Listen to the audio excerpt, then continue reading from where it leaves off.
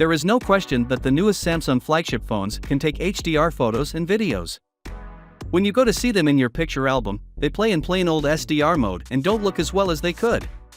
The iPhones, strangely, do not do this. Instead, they provide the complete HDR experience in their Photos app. The good news is that Samsung is stepping up their game by introducing this feature to the Galaxy S24 series with One UI 6.1, which means you can view HDR content straight in your Gallery app. The HDR feature of the Galaxy S24 is set to surpass that of iPhones.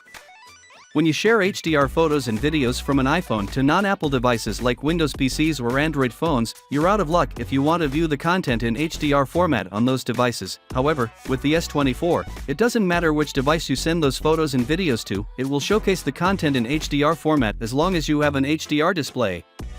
The Pixel 8 improves on this feature as well. With the next One UI 6.1, Samsung may potentially add this capacity to some of its current Samsung phones.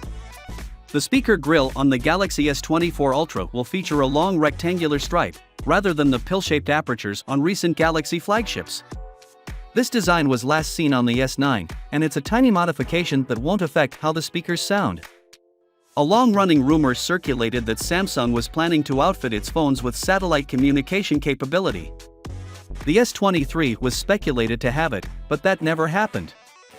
We also heard whispers that this feature may eventually make its debut with the S24 range, but there was no substantial proof to back it up. That changed today when the president of Samsung LSI confirmed officially that Galaxy phones will indeed support satellite services beginning next year, and if you're reading between the lines, it's a not-so-subtle reference to the upcoming Galaxy S24 series, which is expected to hit the market in January 2024 like the iPhones. The satellite feature on the S24 is going to be a step ahead, offering two-way communication. It's not just for SOS applications like the iPhones. Finally, what are your thoughts about it?